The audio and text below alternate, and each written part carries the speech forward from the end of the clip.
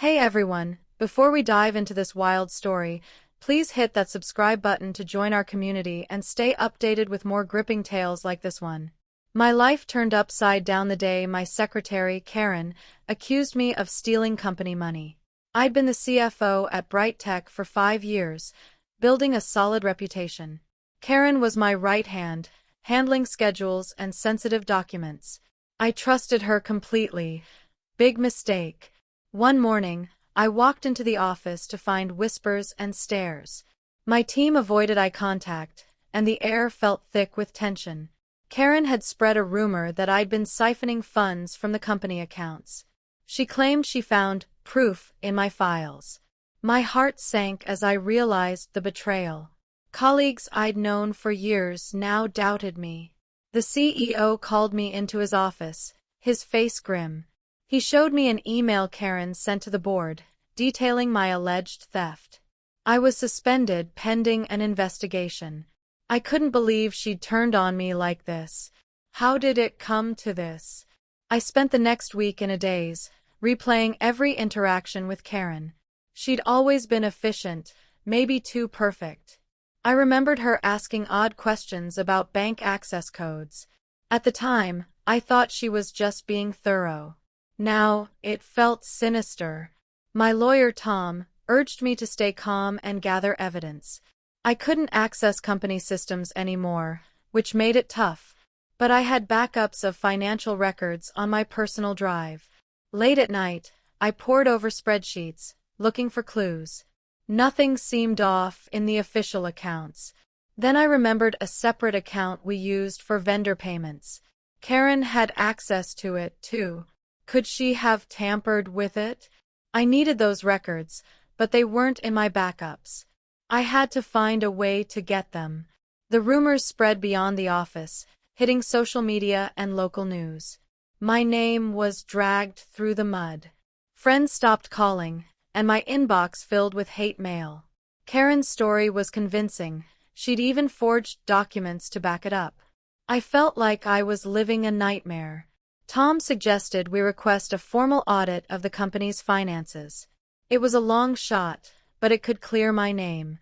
Meanwhile, I reached out to an old colleague, Mike, who still worked at Bright Tech. He was hesitant but agreed to help.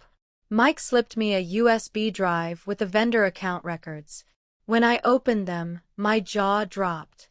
Large sums had been transferred to an offshore account. The transactions were authorized under my name, but I hadn't made them. I showed the records to Tom, and he spotted something odd immediately. The timestamps on the transfers didn't match my login history. Someone had used my credentials after hours. I hadn't been in the office at those times. Karen, however, often stayed late, claiming she was catching up. It was starting to add up. We needed to prove it was her, not me. Tom filed a motion to subpoena Karen's computer logs.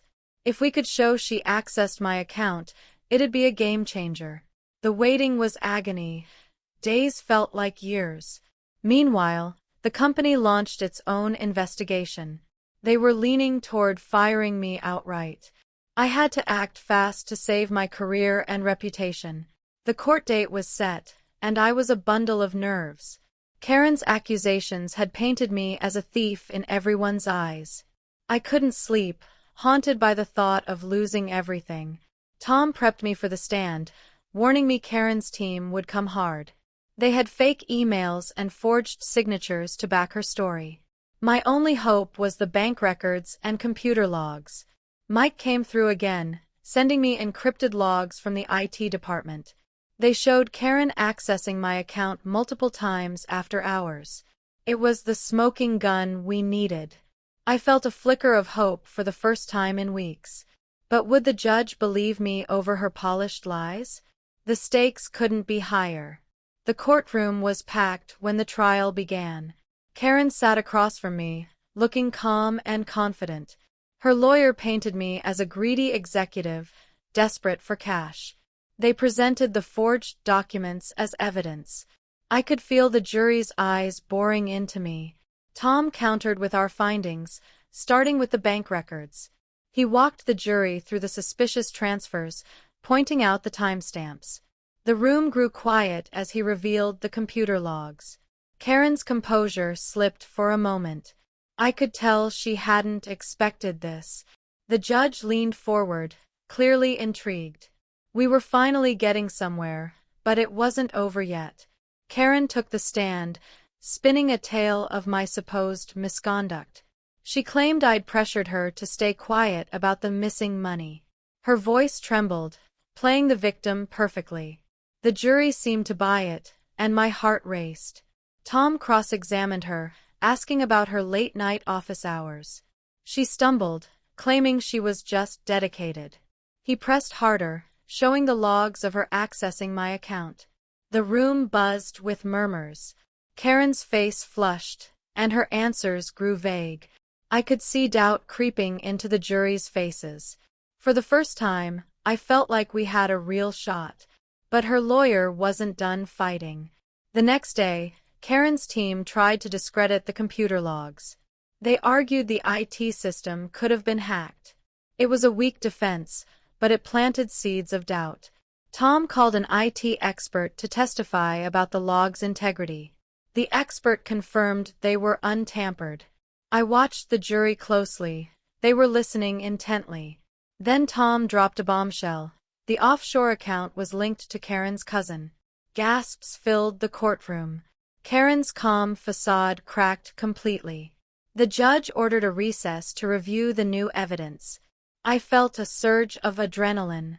We were so close to exposing her, but I couldn't let my guard down yet. During the recess, I overheard Karen arguing with her lawyer in the hallway. She sounded panicked, insisting they fix this. It confirmed my suspicions. She was guilty. Back in court, Tom presented the offshore account details. The transfers aligned perfectly with Karen's access to my account. Her cousin's involvement was the final nail in her story's coffin. The jury's expressions shifted from doubt to disbelief. Even the judge seemed skeptical of Karen now. I allowed myself a small moment of relief. But I knew the verdict was still up in the air. All I could do was wait and hope the truth would win. As the trial wrapped up, Tom gave a powerful closing argument. He laid out the timeline, the logs, and the bank records clearly. He painted Karen as the mastermind, not me. Her lawyer tried to salvage her story, but it felt desperate. The jury deliberated for 2 tense days. I barely ate or slept, replaying every moment of the trial. When they finally returned, my heart was in my throat. The foreman stood and read the verdict, not guilty. Relief washed over me like a tidal wave. Karen's face went pale as the judge dismissed her claims. I was cleared, but the damage to my life was far from over. The verdict was a victory, but the aftermath was messy. Bright Tech offered me my job back, but I couldn't trust them anymore. The board had been too quick to believe Karen. I decided to resign and start fresh elsewhere. The media frenzy didn't stop. Now they wanted my side of the story. I declined interviews, wanting to move on quietly. Karen faced her own legal troubles. The company sued her for fraud. I heard she tried to flee but was caught. It felt like justice, but it didn't erase the pain. My reputation was still tarnished in some circles. I had to rebuild from scratch. Friends who doubted me reached out, but the apologies felt hollow. I took some time to reflect on what went wrong. Trusting Karen blindly was my biggest mistake. She'd been so convincing, always one step ahead. I learned she'd planned this for months, eyeing a big payout. The offshore account was her endgame, but she underestimated me. I started consulting, using my expertise to help small businesses. It was a new chapter, away from corporate drama. Slowly, I rebuilt my network, choosing who to trust carefully. The experience made me sharper, more cautious. I vowed never to let someone like Karen blindside me again. Life was moving forward, but the scars remained. Karen's trial came a few months later, and I was called as a witness. Facing her in court again was surreal. She wouldn't meet my eyes, her confidence gone. The prosecution used my evidence to build their case. They showed how she'd manipulated the accounts and forged my signature. Her cousin testified against her, revealing their plan. It was a slam-dunk case. She was found guilty of embezzlement and fraud. The judge sentenced her to 7 years. Watching her led away in handcuffs felt bittersweet. I'd won, but at what cost? My career and peace of mind had taken a huge hit. After the trial, I moved to a new city for a fresh start. The corporate world had lost its shine for me. I took a job at a startup, where the vibe was different, more open, less cutthroat. My new team valued my experience, and I felt appreciated again. But I was hyper-vigilant, double-checking every document myself. The betrayal had left me paranoid, though I tried to hide it. I started mentoring younger professionals, sharing my story as a cautionary tale. It helped me process the trauma. Slowly, I was finding my footing again. But Karen's shadow lingered in my mind. One day, I got a call from Mike, my old colleague who'd helped me. He'd been promoted to my old role at Bright Tech. He apologized for the company's rush to judgment. I appreciated it, but it didn't change much. Mike shared that Bright Tech had revamped their security protocols. My case had exposed major flaws in their system. It felt good to know some good came from the ordeal. I thanked Mike for his help. It had made all the difference. We promised to stay in touch, a small bright spot in the mess. I was learning to focus on the positive, bit by bit. As time passed, I started writing about my experience. It was therapeutic, putting the chaos into words. I shared lessons about trust and resilience in corporate life. My blog gained traction, and people reached out with similar stories. It felt good to connect with others who'd been betrayed. I realized my story wasn't just about me. It was a warning. Companies needed better checks and balances. Employees needed to protect themselves. I began speaking at industry events, sharing my insights. The response was overwhelming. People wanted to learn from my mistakes. It gave me a new sense of purpose. Financially, I was stable but not where I'd been. The legal fees had drained my savings. Still, I was grateful to be working again. My new job at the startup was challenging but rewarding. I built systems to prevent fraud, drawing on my experience. My colleagues respected my vigilance, even if they didn't know the full story. I kept Karen's betrayal private, sharing only with close friends. They urged me to let go of the anger, but it wasn't easy. Every time I saw a news story about corporate fraud, it brought everything back. I was healing, but it was a slow process. One evening, I got an unexpected email from Karen. She was in prison, asking for forgiveness. She claimed she'd been desperate, driven by debt. I didn't buy it. She'd planned everything too carefully. I didn't respond. I wasn't ready to forgive. Her email stirred up old wounds, but it also gave me closure. She was paying for her actions, and I was moving on. I deleted the email and felt lighter. My focus shifted to my future, not my past. I was determined to rebuild stronger than before. The startup was growing, and I was part of something exciting. My speaking gigs led to a book deal about corporate betrayal. Writing it was cathartic but draining.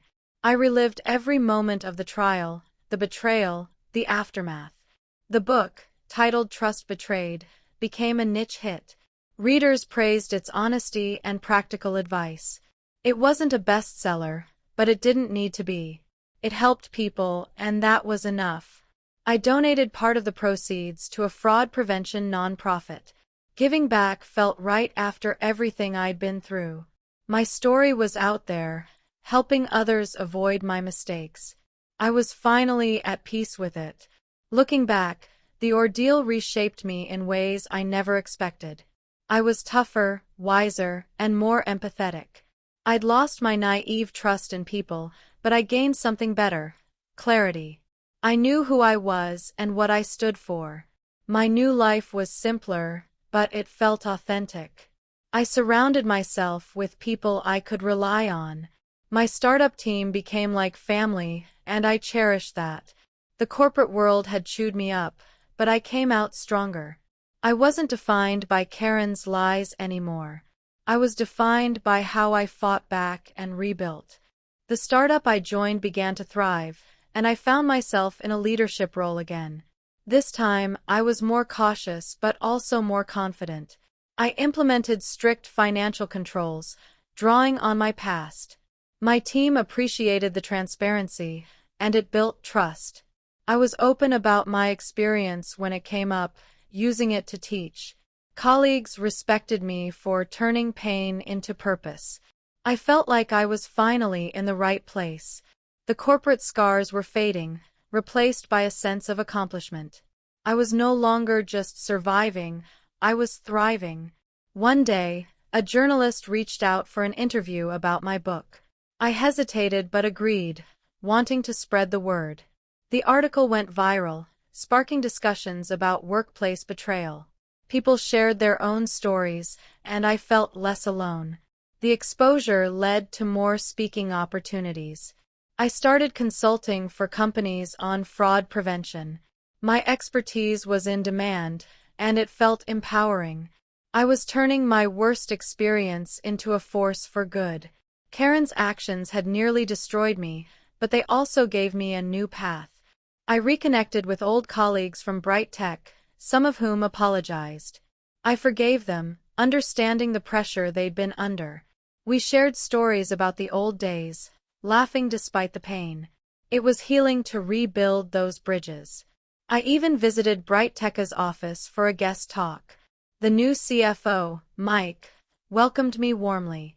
Seeing the changes they'd made because of my case was validating. I left feeling lighter, like I'd closed a chapter. My past was no longer a weight, it was a lesson I could share.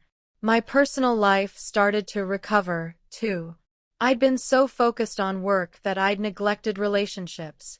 I began dating again, slowly letting people in. My partner understood my trust issues and was patient.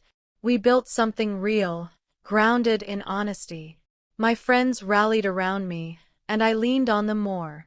I realized I didn't have to face everything alone. The betrayal had made me guarded, but I was learning to open up. Life was starting to feel full again, not just a series of battles. I was grateful for the second chance. The nonprofit I supported invited me to join their board. I jumped at the chance to make a bigger impact. We worked on educating companies about fraud risks.